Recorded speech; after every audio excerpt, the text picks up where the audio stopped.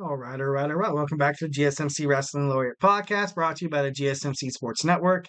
Just kind of reflect on what we talked about. We talked about our AEW Dynamite review. The number one contender, Will Ospreay, is going to battle the AEW International Champion Roderick Strong at Double or Nothing. Of course, you also have another Double or Nothing match confirmed: Mercedes Moné against Willow Nightingale. It's going to be interesting to find out who's been the one turning off all the lights, making it all like pitch black and totally just attacking all the not all the AEW women's superstars in the locker room. So, super excited to find out about that.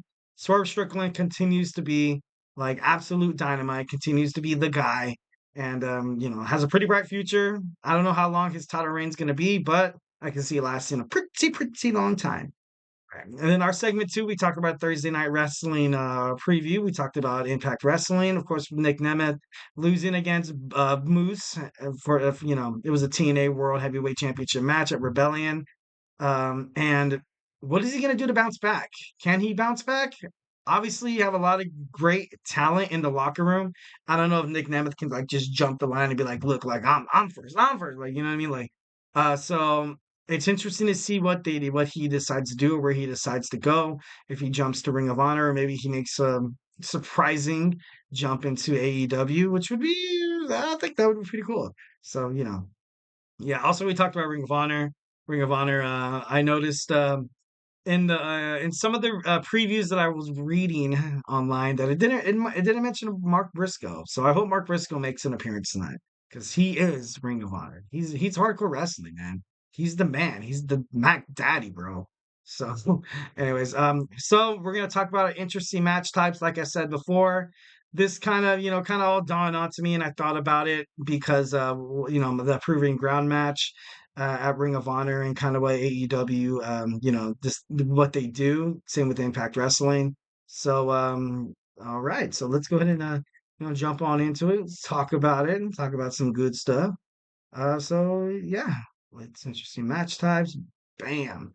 So far, what I kind of want to talk about that's been an interesting match type that I kind of hope see doesn't really go anywhere is definitely the Heritage Cup match. The Heritage Cup match is obviously it's been kind of it's been on NXT.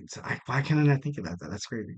It's been on NXT, and ultimately the No Quarter Catch crew has been dominating. And but then again, this on Spring Break in night one, you kind of had the D'Angelo family like stake a claim and be like, look, when are you gonna pay us? When are you gonna pay us? And he's probably gonna pay him with the Heritage Championship Cup match, for the trophy. So you definitely can see that coming on.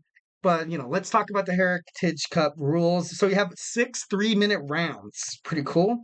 20-second breaks between each round, which is even better. I kind of thought that maybe they kind of got that from like kind of like the UFC, kind of someone like like the TKO promotions. They kind of adapted that before they actually became one, the WWE and Endeavor. But I think that's pretty cool. 2 out of 3 falls determines the winner. Falls can be won via pin, submission, or and count out. In the event of a disqualification or a knockout, the match ends instantly. And if the 6 rounds are completed, whoever is ahead on falls wins the match. The tie goes to the defending champion. Definitely something cool. Definitely something I want to see more of in wrestling. So yeah, yeah, that's what I want to see. All right, next we're gonna move on. We have our semi-final battle royal. A semi-final battle royal. Just that name, just kind of intrigued me. I was like, how, what? Like, so you get a number of wrestlers to start the match, and it's battle royal rules. It's battle royal rules until there is 4. Well, sometimes they do it with like 4 people remaining, 3 triple threat, or like a one-on-one, like a 2 match. But usually you kind of get 4 of the best people. And I was kind of thinking about it, and I was like, man, what if the WWE Royal Rumble they would never do that. First and foremost, because the Royal Rumble is flawless, it's badass. I wouldn't change the Royal Rumble at all.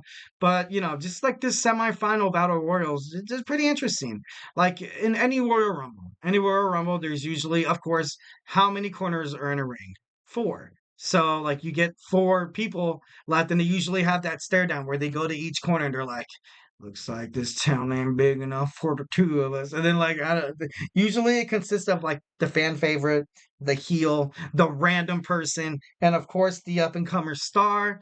And I don't, usually one of those people gets the win in in any battle royal. So it was actually this match was on a January 2024 edition of NXT where we had the two 20 women in a battle royal, and ultimately four women at the end were left you know to fight. This match has also been in AEW. It's known as the Dynamite Dozen Battle Royal, where they had 12 competitors, but only two survive.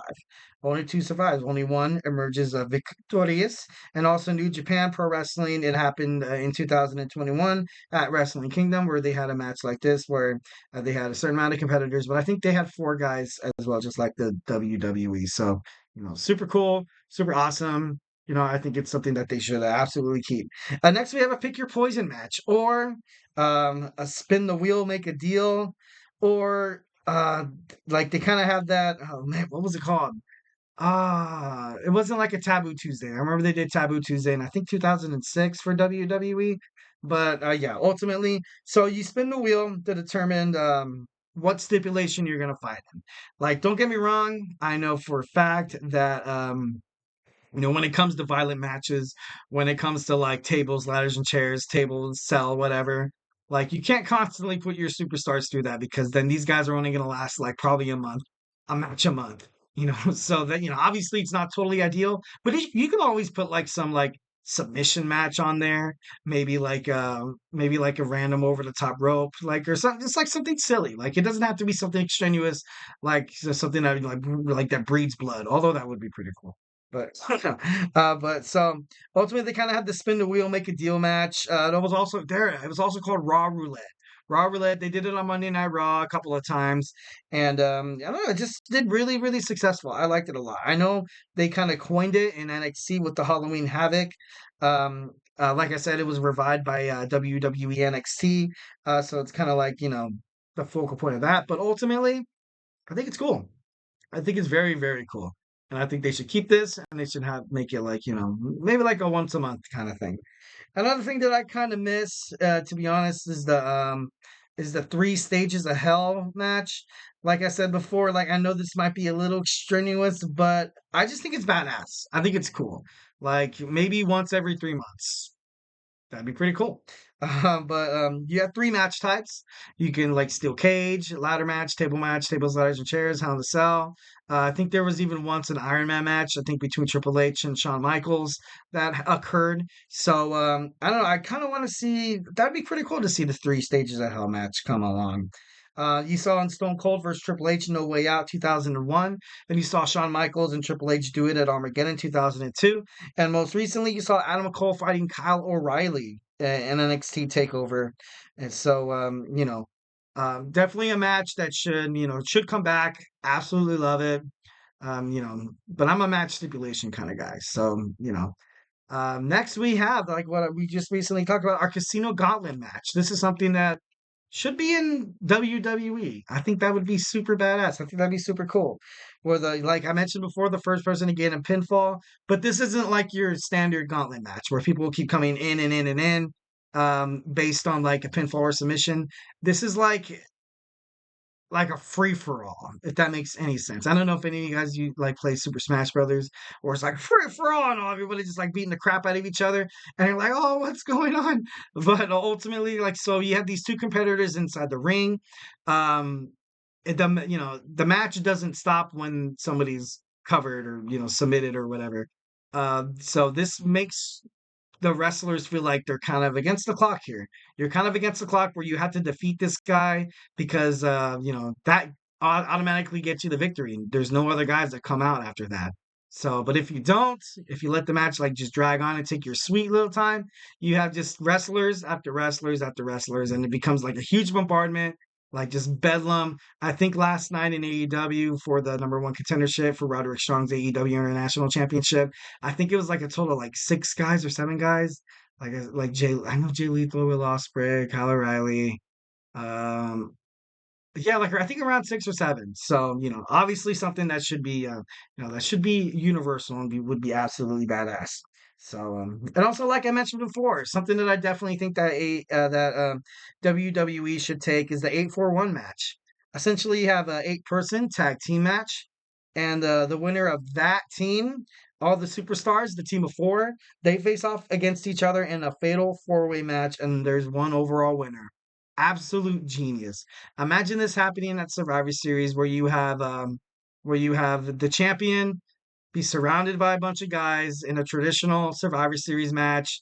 At the same time, you want to win, but at the same time, you're kind of like, I don't want to fight these guys. So, like, but ultimately, I think that would be pretty sick. Absolutely 100%. So, definitely something that's WWE should definitely pay more attention to. So, yeah, like I said before, absolutely love it. Absolutely love stipulations matches. This is something that I kind of want to go over before I end this match stipulation segment. Is when was the last time we actually had a traditional Survivor Series elimination match? I know we have had it in the past, but I just feel like lately, within the past couple of years, it just seems so like so redonkulous. It just seems so redonkulous. I know back in like I think it was 2018. I think so. No, I think it was after that where they had WWE NXT against WWE Raw against WWE SmackDown, where there was triple threat matches galore, and it was just super cool. But then I also remember one where they had like a tag team traditional Survivor Series match, where you had all these like you just had a group of like just a whole corner of guys, and I don't know, it was something really cool, and I thought it was badass. The more wrestlers in the ring at the same time is better. I'm just kidding. There's obviously certain things that could go wrong when it comes to that kind of stuff, but I'm of course not a wrestling athlete. I doubt that I would be. I'm like 5'6", so maybe I can be like a cruiserweight. Maybe I can be like the next Rey Mysterio. Like that would be pretty cool, but ultimately, I'm not. I'm not. So who the hell am I to be like, oh, these guys should be fighting in this stipulation? Who the hell is this guy? Anyways, so don't go anywhere. Next, we're going to talk about Logan Paul. Recently, Prime Hydration has been under scrutiny. Yeah, we're going to talk about that, the allegations and the potential lawsuits. So, hey, don't go anywhere.